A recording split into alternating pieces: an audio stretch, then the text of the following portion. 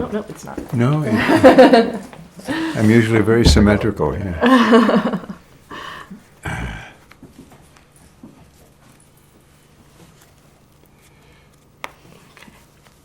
Stephen J. Abramson, and today I have the distinct honor to interview accomplished producer and former quiz kid Harve Bennett. Today is February 13th, 2008, and we are at Mr. Bennett's home in Pacific Palisades, California. Let's get that one right. Right, Yeah. right. And this is for the Archive of American Television. So let's start at the beginning. What was your name at birth? My maiden name, Right. I like to call it that. My maiden name was Harve Bennett Fishman. And actually on my birth certificate, it is Harvard Bennett Fishman. You may wonder why that choice was made. Well, my father's name was Yale, and I think they thought that would be kind of fun. Fortunately, my younger brother was spared being called Princeton. The joke stopped with me. Now, was your first name Harve pronounced differently at some point? Most people early on, and even to this day, pronounce it Harvey, which reminds me of a tall 6'2" puka rabbit in the imagination of a drunk. So I don't like being called Harvey. I should have dropped the E a long time ago, and then people would get it. But Harve is my preference. And when did you change your last name or drop the last name? I dropped it in 1960 when I returned from a television apprenticeship in New York and came back home to California. I had wanted to drop it before I was on the Quiz Kids program, but my father was very upset by that, and so I honored his request. I had read about in the Quiz Kid days that there was an issue about anti-Semitism, and certainly in those days. Was that a factor at all? Yes, I think so. I grew up in a Chicago Polish-Irish neighborhood and had a couple of encounters with locals who were not my friends. And so I was very aware of the differences. Also remember, this is a time when Hitler is spewing his hatred, and a surprising number of people in my community thought it was okay. So times have changed, thank goodness, and I've always been comfortable with Harve Bennett because it seems to be me. Right. Well, let's get back to the birth. When were you born? August 17th, 1930. Okay. And I was born to, my mother was named Catherine Sussman. She was a remarkable pioneer, and anything that I've achieved is a straight line from what she set the table for me. She was a female reporter in the 20s and 30s, which was probably the high water mark of print journalism. She had a byline. She worked for the Chicago Times. She had a desk next to Ben Hecht, the great writer, newspaperman, and screenwriter. And she interviewed the likes of Capone and Amelia Earhart. And she left that to become a mother. So there's a kind of unfinished business that I was very aware of as a child. You were born in Chicago. Did you also grow up in Chicago? Yes, I did. I went through the public school system of Chicago and left there only when I was ready for college. Came out here to go to UCLA. What was your father's name and what did he do? My father's name was Yale, and he was an attorney and a CPA. We always said of Dad that he was the only attorney in Chicago who came out of World War II poorer than when it began. Everybody seemed to make money, but my dad was a kind of pro bono guy, and I love and respect him for that. Did you have siblings? I have a younger brother, 9 years younger. His name is Ruel, R-U-E-L, And he has a distinguished career as a professor of philosophy and a sometime screenwriter. He wrote several television shows for me when he returned to California. He had taught at St. Cloud State in Minnesota. Now, I ask this question a lot because a lot of people, they don't get to where they are until past their childhood. But you had a very unique childhood. Yeah. So we usually ask about hobbies, but tell me about your childhood. What did you do? Well, you know, I like to say I've been in show business for 65 years, and that in point of fact is true. When I was 10, at my grammar school, one of the kids had become a cover on Life magazine because he was on the Quiz Kids. My principal came to me and he said, you should be on this program, because I had a wonderful academic record. And so he sent my name in.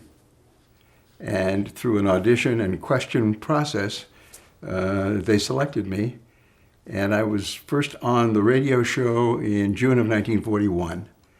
And subsequently, not consecutively, but 212 times after that. So at one time I was the record holder for being on the competitive show. It was a remarkable experience. So that took you to what age, that many shows? The retirement age for Quiz Kids was 16th birthday. And what were the Quiz Kids? The Quiz Kids were five kids competing. Best 3 out of 5 would return the next week, along with 2 new kids. The quizmaster was Joe Kelly, who was famous in Chicago as being Jolly Joe, a kid show host. The questions were very contemporary, historical, art, Shakespeare, the whole range of game show questions, Jeopardy questions. That was the kind of information that was asked. And the remarkable part of it was that we traveled from Chicago about once a month to do a show for war bond sales. And the format of those trips was 5 Quiz Kids versus 5 baseball players, 5 senators, 5 governors, depending upon where we went. Well, talk about a child's garden of wonder. I saw almost all the 48 states during the time of the Great Generation. I met 2 presidents. I competed against Governor Earl Warren and 5 other, it was just, my autograph book is that thick. And at the time, I thought, well, this is a little strange because I had to give certain things up. By traveling all the time, my schooling became much more on the road. And the worst thing that happened to me was that I was the starting shortstop of my 3rd grade team. And I was good. I loved it. And when I got onto the Quiz Kids, they skipped me. I went into the 5th grade. And when you're in the 5th grade, you don't play shortstop, you play right field, or you sit on the bench. Thus, my childhood was a plus and a minus. I left the kids that I grew up with from kindergarten and was a stranger in my own school then, but the compensations were, I really didn't appreciate it until later when I realized what a remarkable experience it had been, rubbing elbows with the great and the near great.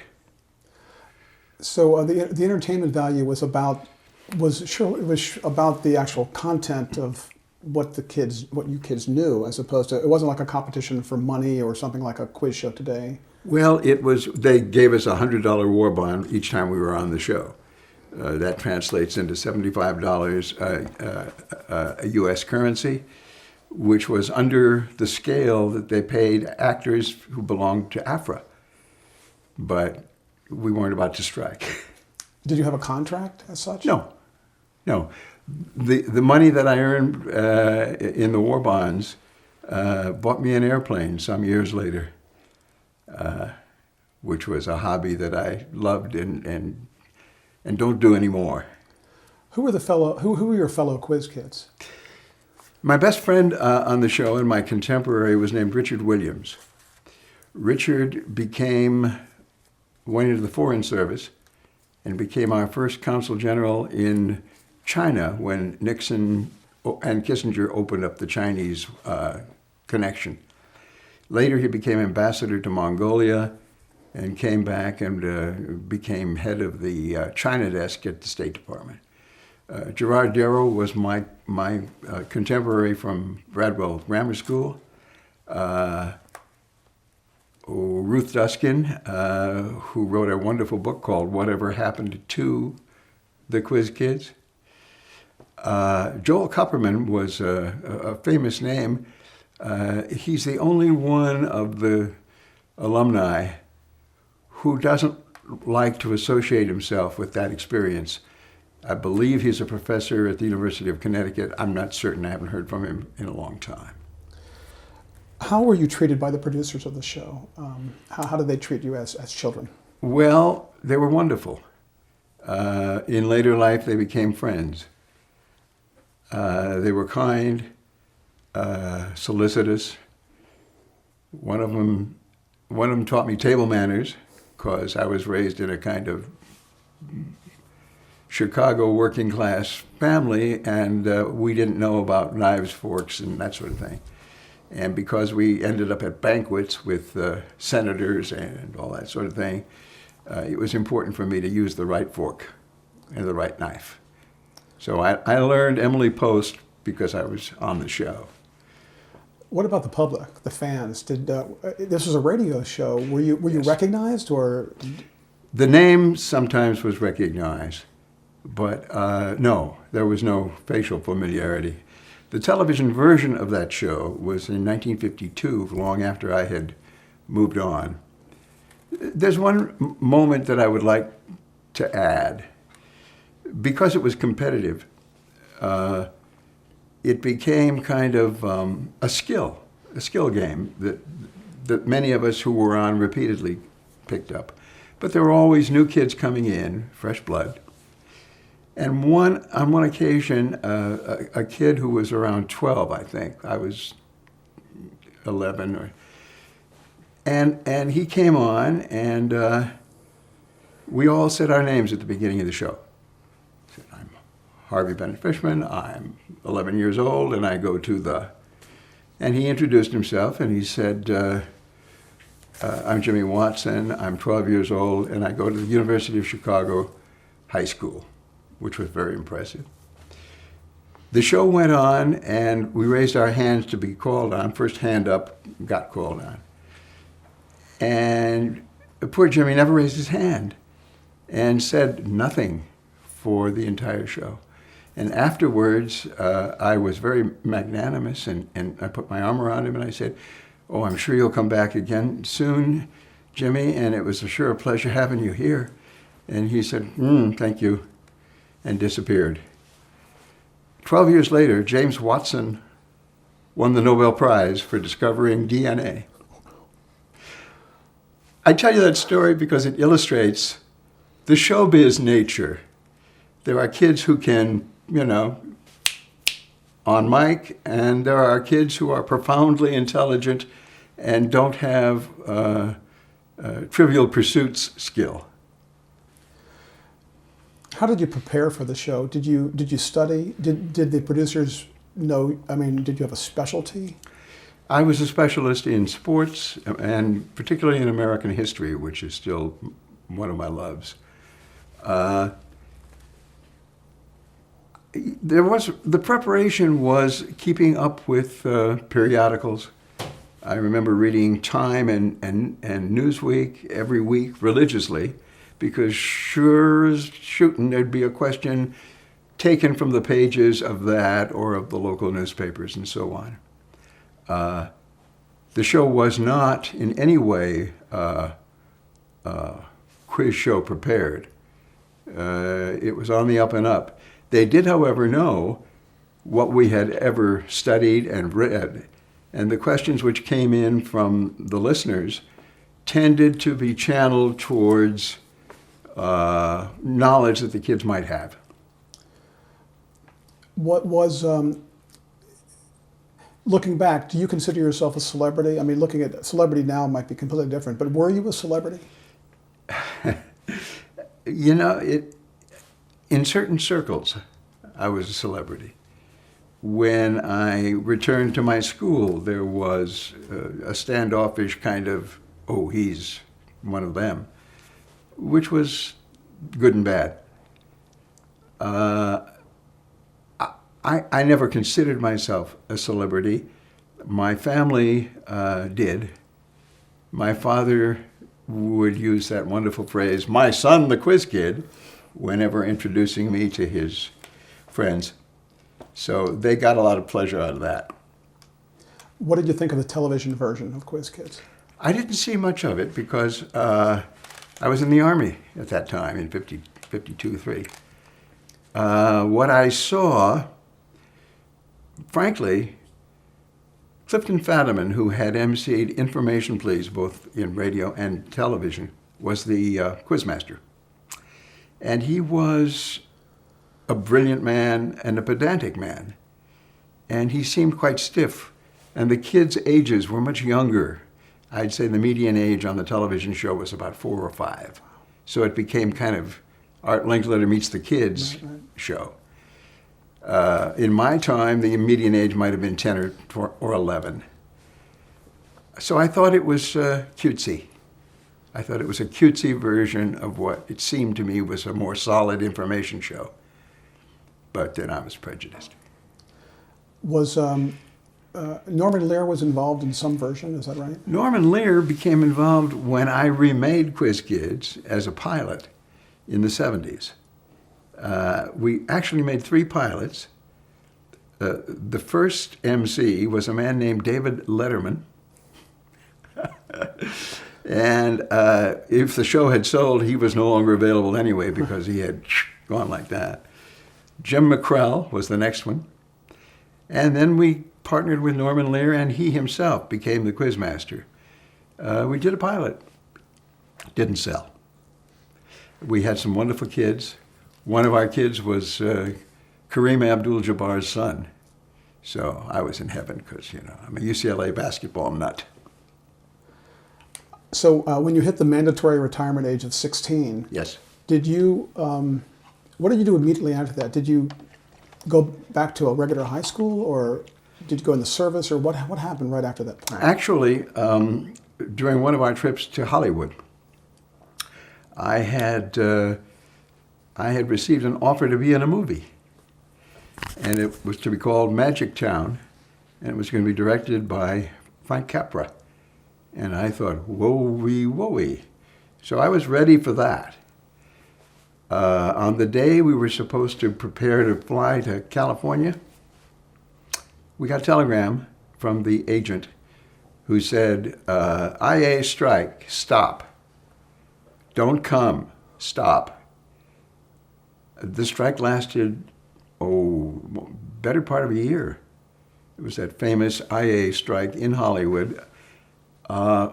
When the strike was over, I was now 16 and a half, and I had outgrown the part. So they recast it, and Magic Town was shot with Jimmy Stewart. That was my one foray into being an actor on the screen. What I did after that was I finished high school. And In Chicago? Or in where? Chicago at South Shore High School, and played some basketball. Not as a starter, but I'd gotten used to that. And my father and mother moved out to California in the last year of I stayed and graduated, and I joined them when I was 17, 18 years old, and enrolled at UCLA. I became a theater arts major. In those days at UCLA, you did 2 years of general theater, which included sewing costumes, makeup, and so forth. and then 2 years in my junior and senior year as a film major, which, of course, turned me on. I had, as a quiz kid traveling around the country, been given a wonderful gift by my uncle. He gave me a 16 millimeter Eastman Kodak film camera. And so all my trips were recorded, and I learned how to shoot film. I've often said that everything in my career I owe to a little book which gave me more information than any school or any other experience up to that time. And the book was called How to Make Good Movies by Eastman Kodak Company. And it was a straightforward manual, but it had such wisdom in it. Like if you're shooting a long shot, do not put the horizon in the middle of the screen. Put it in the upper third if you want the land to dominate, lower third if you want the sky to dominate. When I got to UCLA Film School and spouted that to a professor, he said, well, that's Plato's golden oblong. And I didn't know that. And it's just as well I didn't know it. I just knew that all the things I learned in that book made better movies. For example, is the camera seeing my chin? Yes. Good, because in the book it says, when you're shooting close-ups, no matter how close you get, don't lose the chin. You can do this, but you can't do this. And my first film at UCLA, I followed those rules, and it looked good. It looked right. Before you made it out to LA, you mentioned your mother was influential and was a reporter. Did you dabble in a little journalism in Chicago?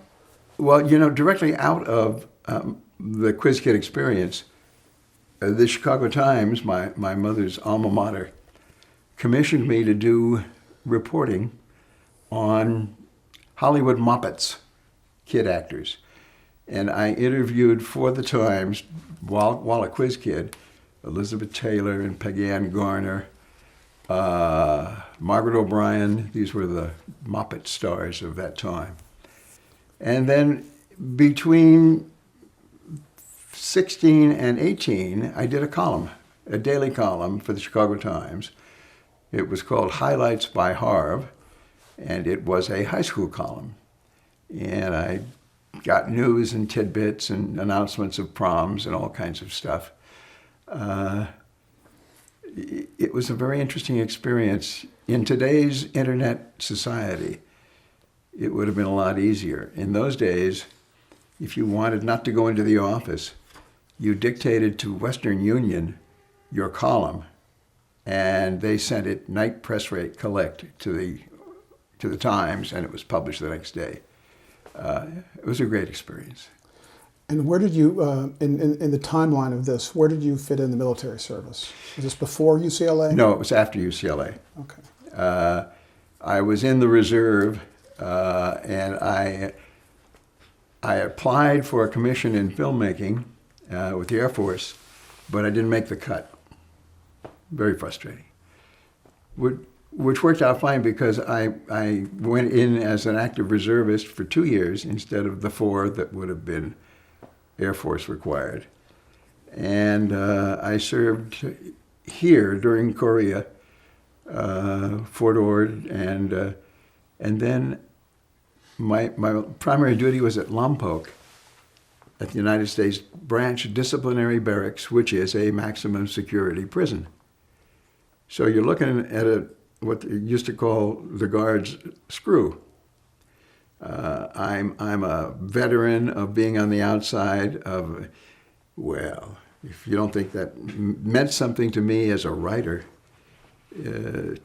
again, at the time, it seemed like, what am I doing here?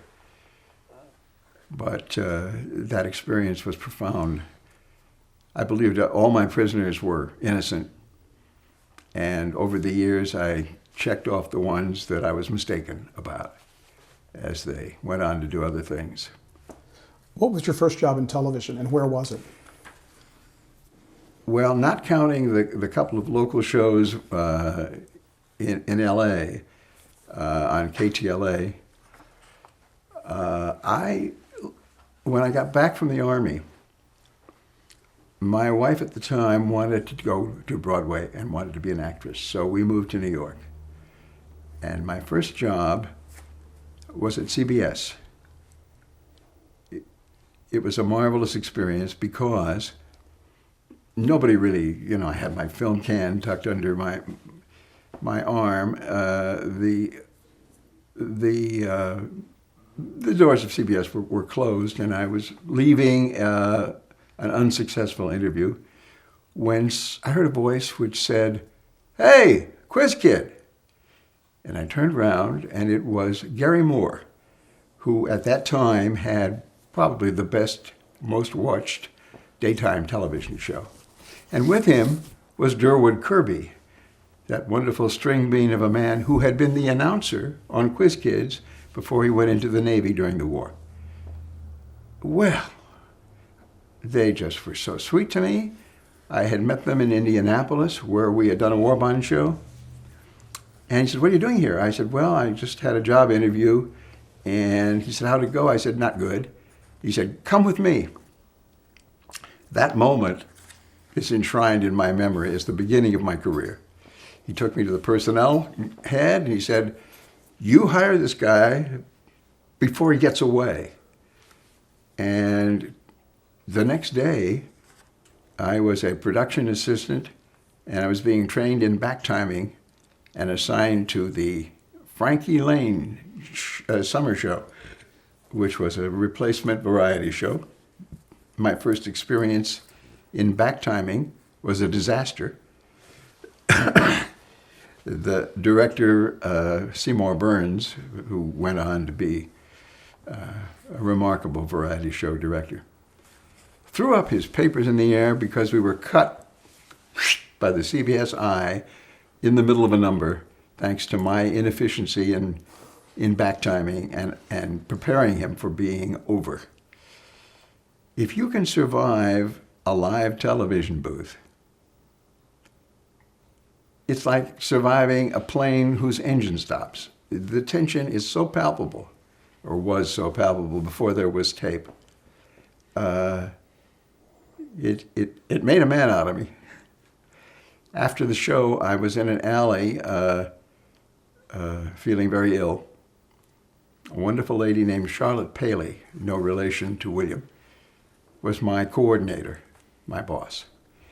She said, you should, before you go into a live television booth, you should generally have something, a milkshake will do, to settle you down. I said, "Thank you." She said, "Now, be in my office at 9 o'clock and we'll work on back timing." And we did, and it never happened again in error. I then went on to several kinds of shows, most principally the Robert Q. Lewis daytime show. I didn't know what I was doing there. I'd come because I wanted to direct and all that stuff. But it was a great experience. We had a vocalist on the Robert Q. Lewis show named Merv Griffin. And while Bob Lewis was on vacation, a fellow named Johnny Carson came in to be his replacement.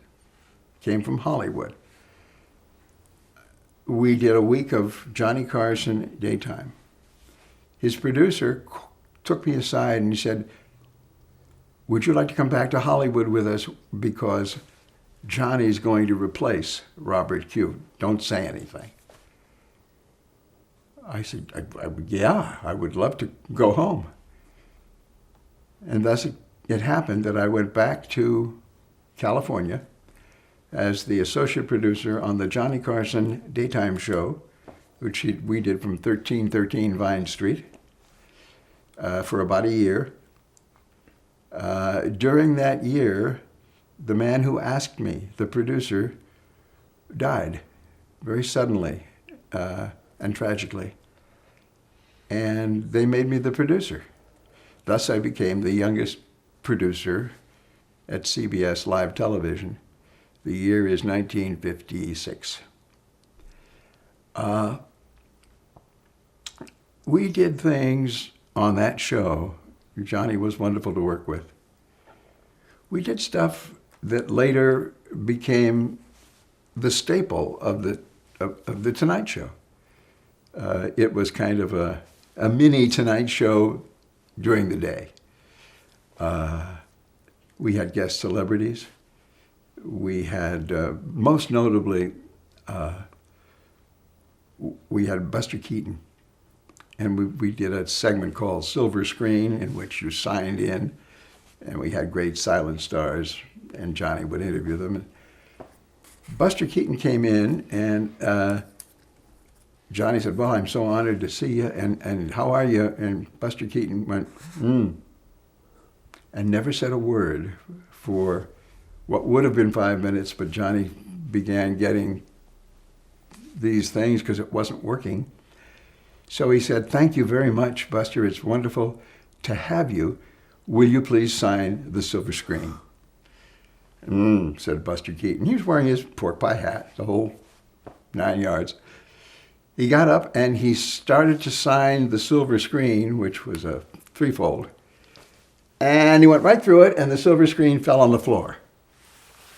Now Buster Keaton did 4 minutes of falling and trying to untangle from the screen. It was hysterical. And after the show was off the air, he talked up a storm. It was a great, great moment for me, just being there. The year you got that first job in New York in CBS, do you remember what year that was? 1955. Was at that time in television, or where you were, was there any effect of the blacklist that you were aware of, or that affected anything you were doing? I was very aware of it, very aware of it. You know, when I was at UCLA, there was a growing awareness.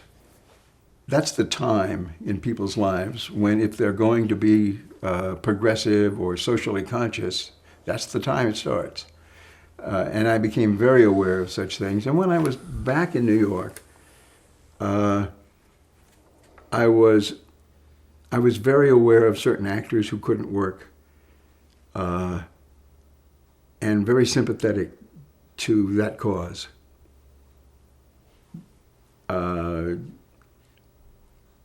Fortunately, while I was at CBS, a fellow named Edward R. Murrow did the most magnificent broadcast, which everyone now knows about, remembers, and which George Clooney immortalized as a director. That was the beginning of the end of the blacklist, but it was very painful for all concerned. When in those early days of television, did you have a favorite show? Was there a show that you liked and you watched? Well, I was addicted to the great dramas of early live television. Before Playhouse 90, which was a glandular version in Hollywood, the New York shows, Philco and those shows where Patty Chayefsky and were the writers of the period were really dominant. Became my television experience as a watcher. Marty, in its original form, and so many others. Did you see the potential in Johnny Carson to make it the mark he did in television? Yes. Johnny Carson was so perfectly at ease doing what he did best. I was shocked when they took us off the air. But I think Johnny's style better suited a more adult audience, a later night audience, as he proved. He was a good guy. Did you keep in touch through the years? Several times. We encountered each other everywhere from the beach at Malibu to banquets, and remained, if not close friends, certainly close acquaintances. So how old were you when you became a full-fledged producer? I was 25. The director of the show was named Ron Winston, may he rest in peace. He was the youngest director at CBS. He was 23.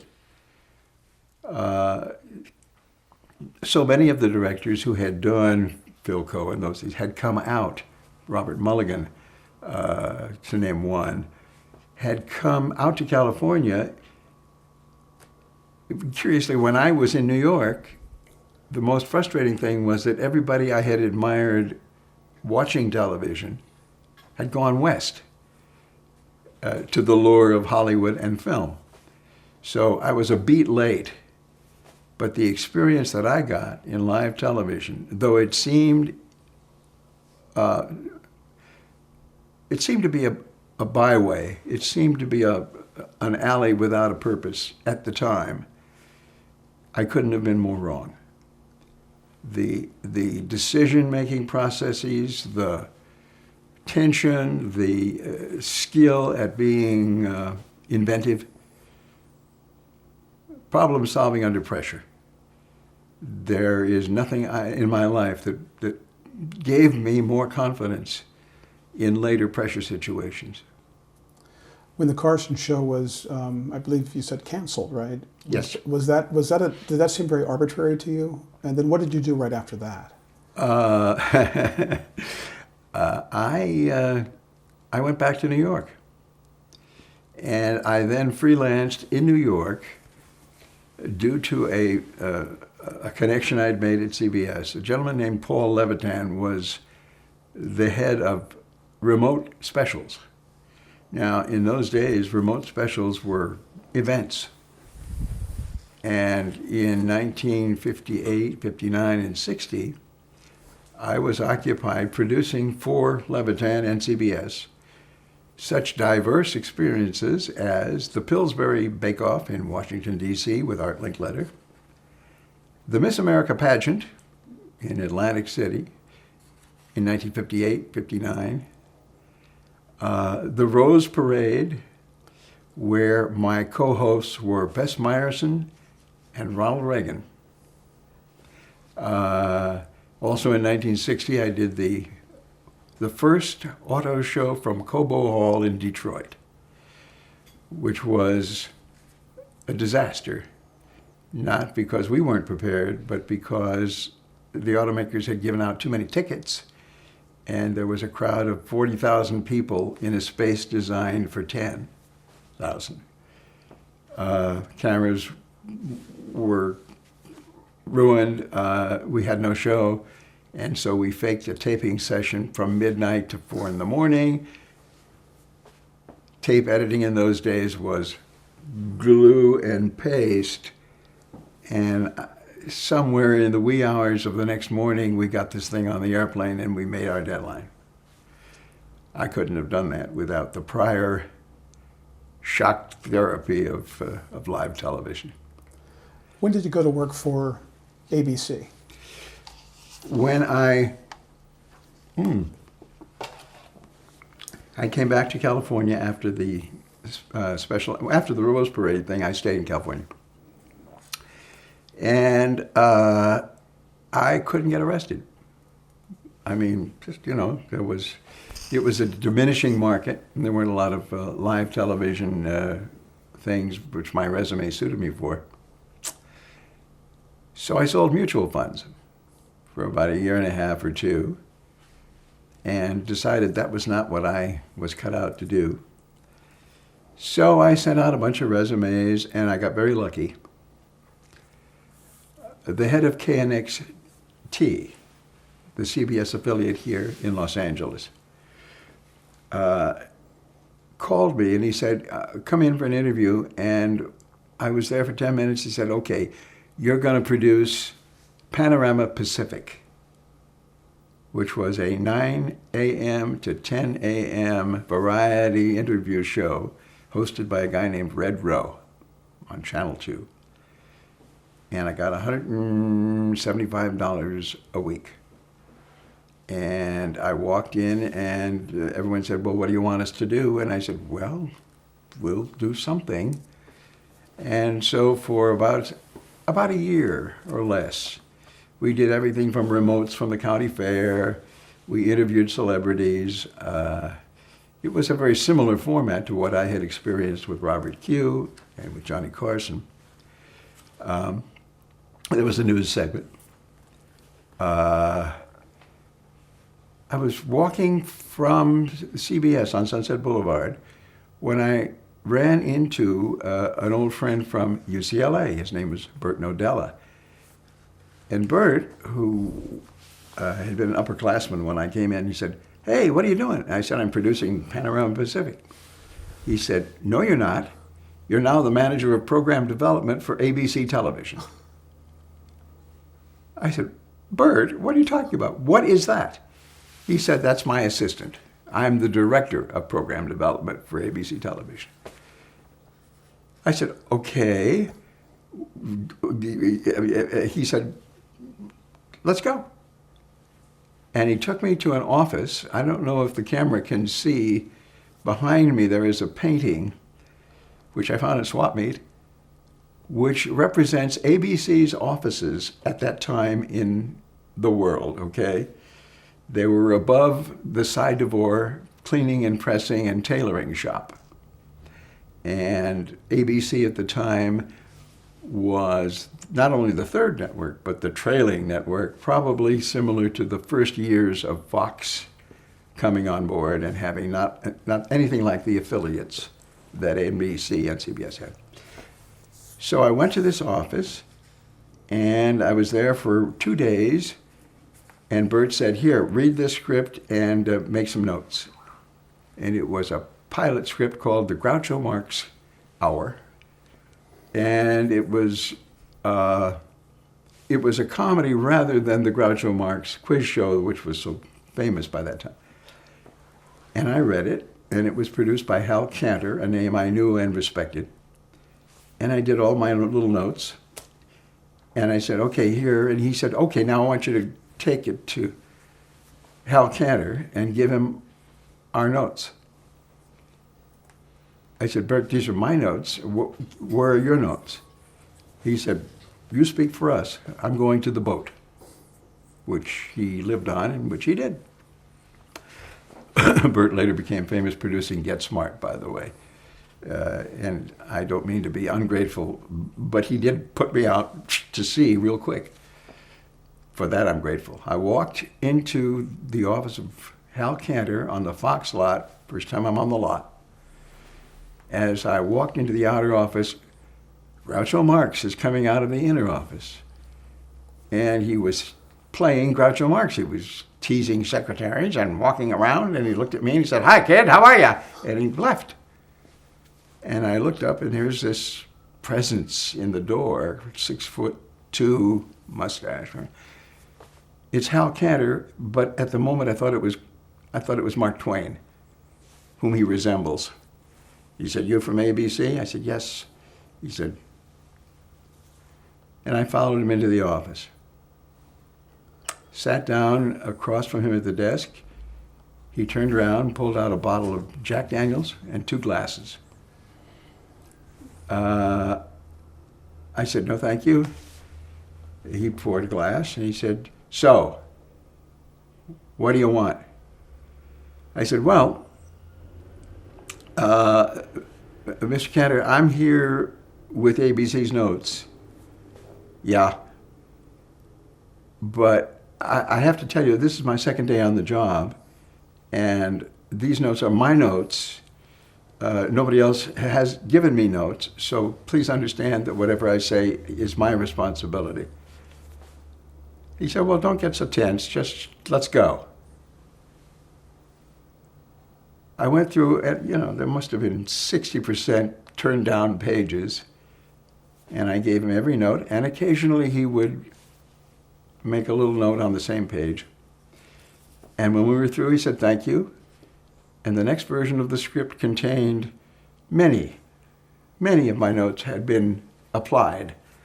And I was very pleased, and I had no further communication with Hal Cantor. The pilot did not sell. Dissolve. Not many years later, but let's see, 1950. About 8 or 9 years later, I am now a producer and I'm doing Mod Squad. I'll get back to the intervening, but I had an interview with a gentleman named Dave Kaufman. People who have been in television a long time know who Dave Kaufman was. He was the Army Archer of variety for television. And to have lunch with him at the Brown Derby was a great achievement. He asked me a lot of questions, and I answered truthfully. The greatest shock in Mod Squad was the inability for freelance writers to come in with ideas and stories, even though they had seen the pilot. Although, as I pointed out, some of them would come in and say, "What's the show about?" And I bemoaned the fact that sooner or later, the showrunner and the story editor had to do most of the writing. That's changed because there's now staff concepts, even in drama, as there were in comedy. But in those days, there weren't a lot of folks. This was published, and a hailstorm went up. I mean, I was appropriately vilified by my fellow guild members. And I got one telegram. And the telegram said, "Glad to see you're still an honest man, Hal Cantor." Forgive me, but that meant the world to me. Okay, back to ABC. Shortly after I got there, Bert left. And Danny Melnick, who was then head of ABC television, made me the director of program development, which I did for a couple of years. These were halcyon years for ABC, not because of me, but because of my contemporaries and the team we had. Who do we have? We had Michael Eisner. We had Douglas Kramer. We had Len Goldberg. I had an assistant named Barry Diller. Barry wasn't much of an assistant because he already had connections that I didn't have. But he was a wonderful, wonderful guy, and we got to be very good friends. With a team like that, you can imagine that there was a certain amount of excitement and ferment. Ed Sherrick replaced Danny Melnick. We did pilots and shows that are now classics. We did Peyton Place. We did Batman, which tested terribly. In my first ASI test, the dials went like that. And of course, it became an instant hit. We did 12 O'Clock High, which was my personal favorite because Quinn Martin was my personal favorite among the producers I worked with. I covered Four Star in those days. They had a young producer named Aaron Spelling. Dick Powell was the head of the company, famous actor, but he died shortly thereafter. They replaced him with a New York team, which included a young preppy named Dominic Dunn, who remains a friend to this day on that basis. It has nothing to do with what Dominic achieved or the notoriety he achieved later. So it was a child's garden of wonders for me. I made the connections that helped me the rest of my life. I had a theory once. They said, how do you make it in show business? How do you make it in television? And the answer, from my experience only, is you take any ramp you can to get on the freeway. And once you're on the freeway, you start making connections and you get maps and experience. And you never know when such experiences will be valuable to you. Back to ABC, back to being director of program development, there was a regime change.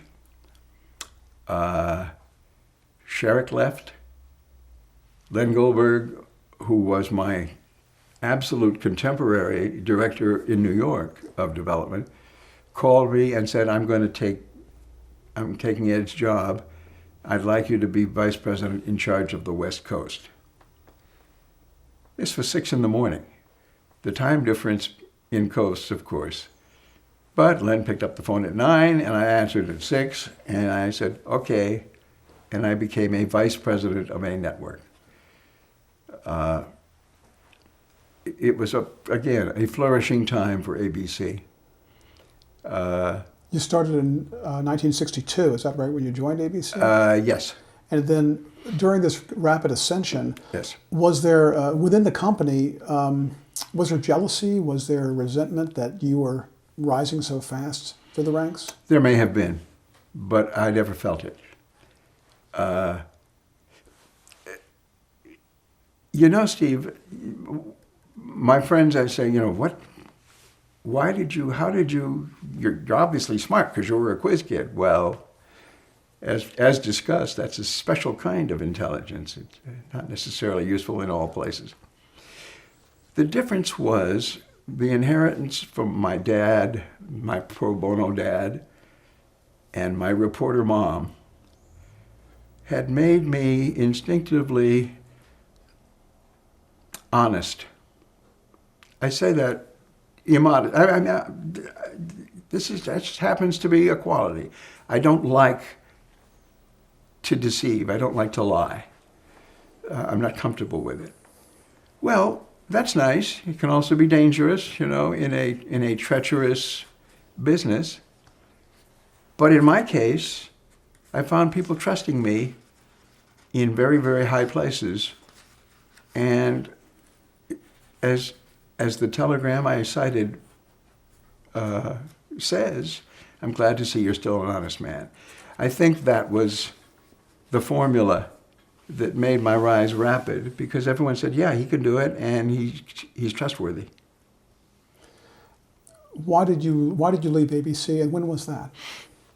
In 1968 and 9, we did a pilot with Aaron Spelling, who has now become producer at Paramount, and was partnered with Danny Thomas Spelling. It was called The Mod Squad. I probably spent more time on The Mod Squad than any other single pilot in my time at ABC, because I liked it and because Aaron and I had a wonderful friendship. When it sold, Aaron called me and he said, Buddy, you've had enough time at the network. You take off your suit and come on and work with me. You bet. So I became the producer of Mod Squad. 3 wonderful years, which began with a screening of the pilot for writers and directors. Big screening. Here's our show. Come help us. And one of the people in that room, whom I respected and who had asked to be invited, a director, stood up at the end of the show and said the immortal words, "Excrement." Okay. And with him was another famous name, an actor turned director later, who said, "Me too." And they left. And there was a stir and all the writers around. And I needed to know why they felt that way. And after some conversations, I realized that in the pilot, the Mod Squad is dealing with kids of their own age. Aha! Out of that, I had a meeting with Aaron. I said, Aaron, we cannot have villains who are kids. We have to be the kids who are turning in the people over 30, to coin the phrase of the time. We can't do stories in which they think on their own kind, because they'll be considered traitors and copperheads. Okay, he said, that's fine. And we did that. We adhered to that with 1 or 2 exceptions. And that's what made the show work. Because what was the time? It was the time of the great long-haired revolution. It was a time of changing social values. And Mod Squad became, for many people who tell me this later, a very basic expression of what they felt. I had troubles with broadcast standards, the censors of, each network has one. But on the whole, ABC's broadcast standards department was very supportive of Mod Squad and let us do things which, by the standards of the time, might have been a little daring. We did a show on the My Lai massacre in Vietnam, which had made the cover of Life. But, you put that on television and it's kind of, wow. And it wasn't so much an anti-war film as it was a human film about kids the same age as the Mod Squad. We won lots of awards, and the show was a big hit. And the final irony is that in its first season, it was slotted against an NBC show called Star Trek. Star Trek didn't do well against Mod Squad, so they moved it to Friday nights somehow, and it expired there in its third season. Ironic, because later I'm called upon to revive Star Trek franchise in motion pictures, and I had never seen it. Because you watch your own show, you don't watch the other channel. Why was the Mod Squad groundbreaking for its time? What were the different elements about it that made it a groundbreaking series? There was a slogan that the press coined, and we used promotionally. It was one white, one black, one blonde. That's probably the answer to your question. There had been inroads against racism. The Cosby detective show was one. That was also produced by Thomas Spelling, as I recall. But this was different. This was an egalitarianism among kids of the same age. Pete Cochran was a white privileged kid. Peggy Lipton's character was a kind of hippie trying to do the right thing. And Clarence Williams, who was probably the most influential of the cast, with his shades and his afro, was so intense that it was very compelling. So it was a show that crossed gender and racial lines at the same time. It's kind of like the election of 2008. On that note, we'll change tape.